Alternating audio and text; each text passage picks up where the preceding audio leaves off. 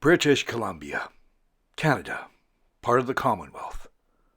We wonder if the Queen has ever heard of the Sasquatch. But that's a subject for another time.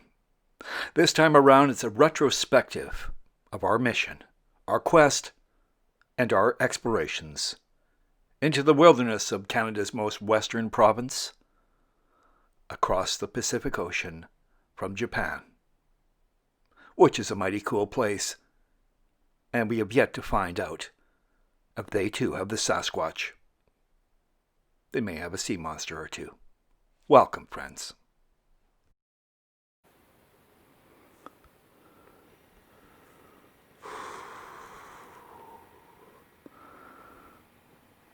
Looky.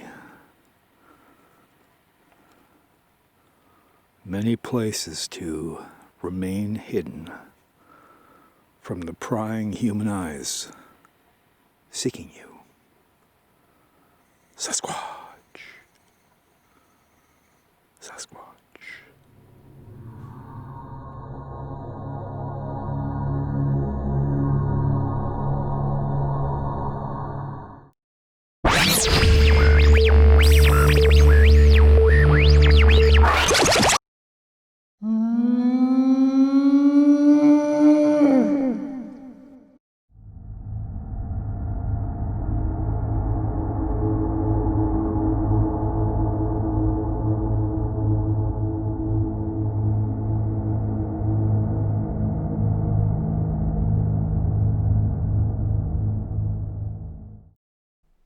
Some people want to rewrite history, to support their own narrative on what was or what will be. Take, for instance, the Sasquatch. It all began here a long time ago. Actually, not that long ago. But First Nations legends and stories go back a long, long ways. Now, what of the early settlers, the pioneers that came to this land? What did they meet? Hostile natives, incredibly harsh conditions, and the stories, the tales of the forest giants that harassed them continually, sometimes until they left the territory. Is that true? Is that a fact? Dimanche, soir et nuit, dégagé, minimum 0. Pour lundi, ensoleillé, maximum.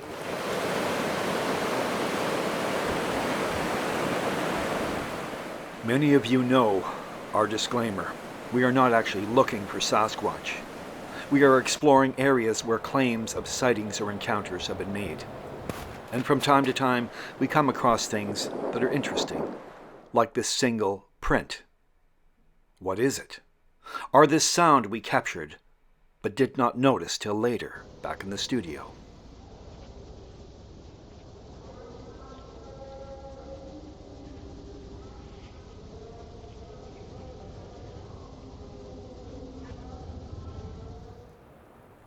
Any and all footage we capture, we carefully analyze at a later date.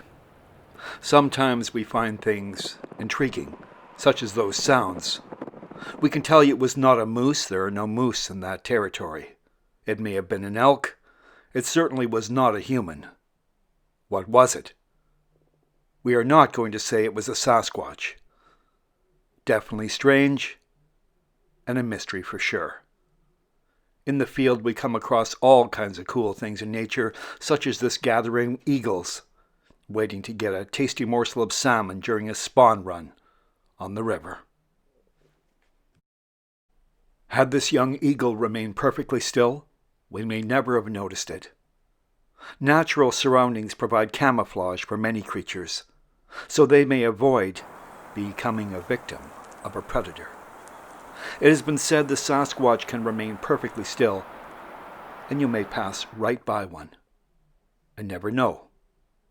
They would see you, but you would never see them. There are quite a few sighting locations where repeated observations are made, and they've been made for decades.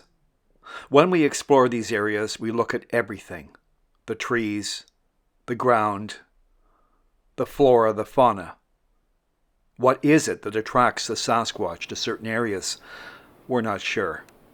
Connecting the dots is extremely difficult. There are those out there like Thomas Steenberg that keep a precise map of many of these spots.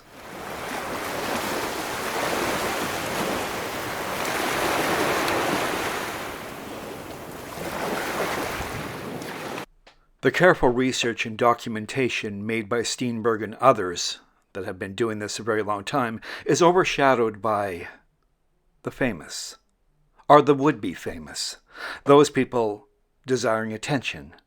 They know there's a bit of a money pit here when it comes to Sasquatch, and if you monetize your channel, there's gold in them thar hills, as they say. Careful research is hard to come by. For us, our explorations really bring no conclusions at the end of the day. It's fascinating. And as we've said so many times, we've lost count, this area is vast. This province is huge. And here, above the Harrison Lake, the Morris Valley Road, there have been plenty of sightings. But you can bet very few reports. After all, why report something you can't prove? That's the question. As you can see from this footage, the area has been logged extensively. You see, forestry plays a big part in the British Columbia economy, employing thousands of people, and that is not going to change anytime soon.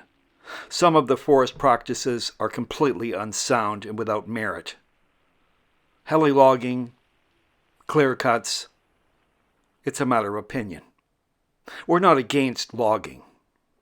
We're against some of the practices near watersheds and old-growth forest.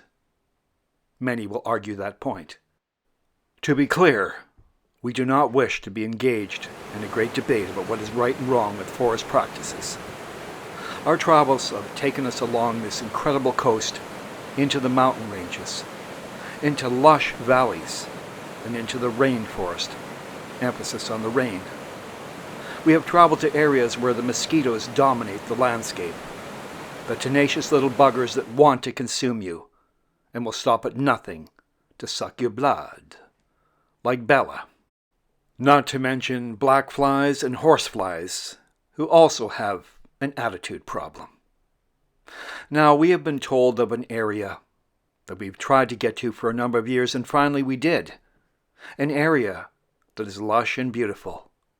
A small creek where people have said the Sasquatch live there. They have literally told us the Sasquatch live there. So we traveled to this place. Beautiful?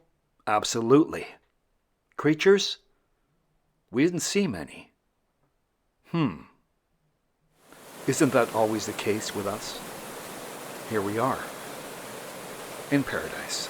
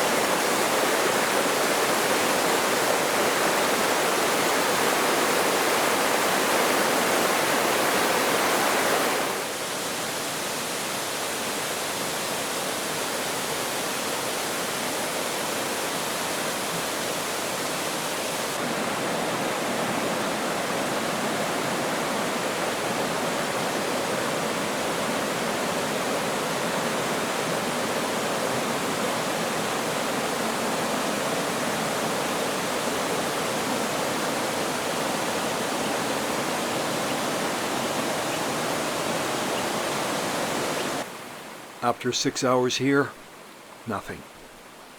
Our expectations are reasonable, but not unrealistic. Funny thing, we found no trace of deer or bear. Not even raccoon tracks by the water's edge. That seems strange to us. As this is a very sensitive area, there could be salmon spawning here or other creatures that are threatened. The species may be the last of its kind. Tread lightly wherever you go. British Columbia, amazing, vast, and somewhere out there, patience will pay off. The eagle has patience, and the creatures of the forest have taught us much, such as hurry up and wait.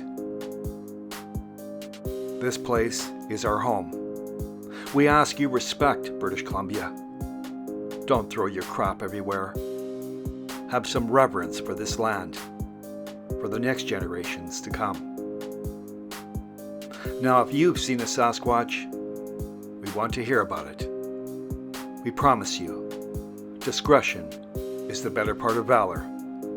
Your privacy will be absolutely protected. Until next time, we remind you, stay safe.